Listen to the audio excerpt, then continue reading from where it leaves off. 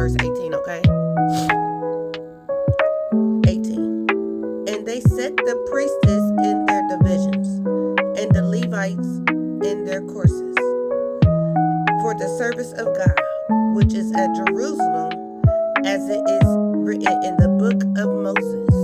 So this was already written before it got to Ezra. This is a prophecy being revealed. Okay? And the children of the captivity kept the Passover upon the 14th day of the first month. Right? For the priestess and the Levites were purified together. All of them were pure and killed the Passover for the children of the captivity, and for their brethren the priestess, and for themselves. Right? All right. And the children of Israel, which were come again out of captivity, and all such as had separated themselves unto them from the filthiness of the heathen of the land. All right, 222 on the timer. To seek the Lord God of Israel did eat, and kept the feast of the unleavened bread 7 days with joy, for the Lord had made them joyful, and turned the heart of the king of Assyria unto them to strengthen their hands in the work of the house of God, the God of Israel. So that passage was called temple work completed. Why was it completed?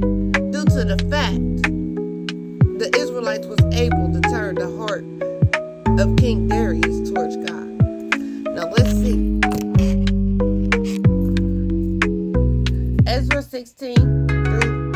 Ezra 6:19 through 22 describes the joyous, purified celebration of the first Passover in Jerusalem after Babylonian exile, captivity.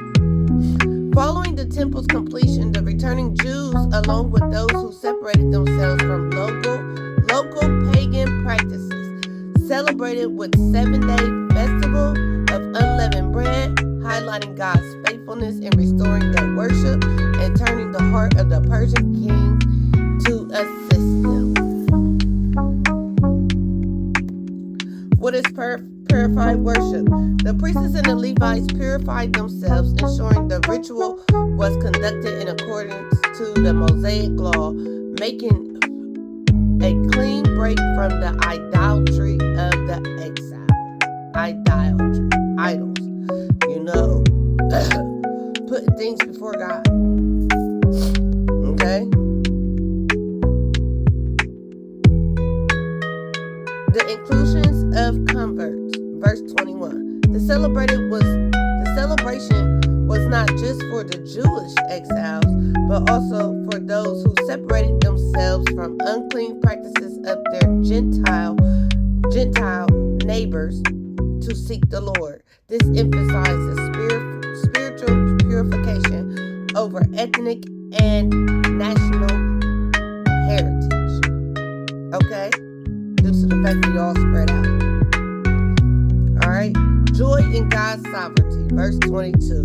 The people celebrated with great joy because God intervened by changing the heart of the king of Assyria, referring to the Persian king Darius, who ruled that territory to aid them in finishing the temple. God restored his heart. The significance of this passage serves as a bridge, closing the chapter on exile and disobedience and opening a new era of covenant, faithfulness, unity, and worship.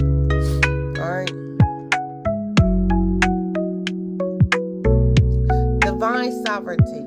The turning of Darius's heart is presented as a demonstration that God controls the hearts of kings to accomplish his purpose. Okay. Everybody want to be king so they can rule something or so they can control something. But the people of Israel, the people who, that they're taking advantage of, the people who they made their slaves,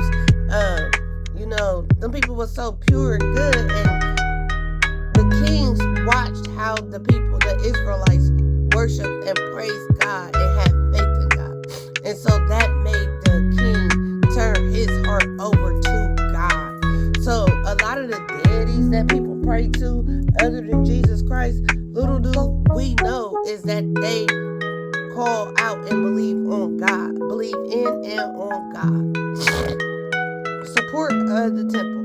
Instead of hindering the work, Darius was moved to actively aid in the reconstruction, even ordering that costs be paid from royal revenue. God will make sure things work out in your favor. God will touch the people in charge, their heart, their soul, and make it go for the greater good of you and me. While Darius I was a Persian ruler, the text refers to him as, in this context, as the king of Assyria. It emphasizes the Lord's control over the reigning of an empire of the time.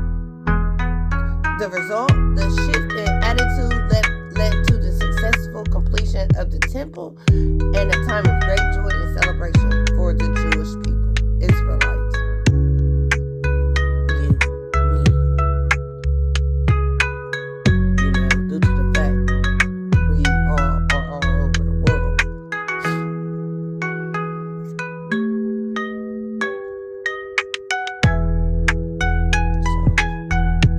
I just wanted to share that because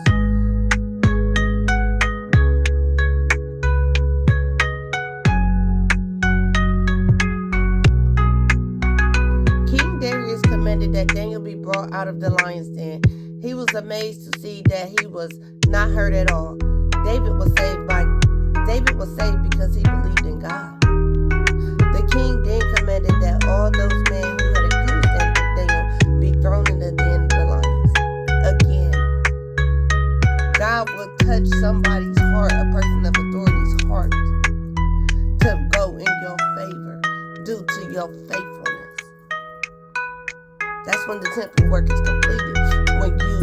When God put you in a position and a person of power go against you, and they see that God worked it out for you, and so they like, oh, let me try God.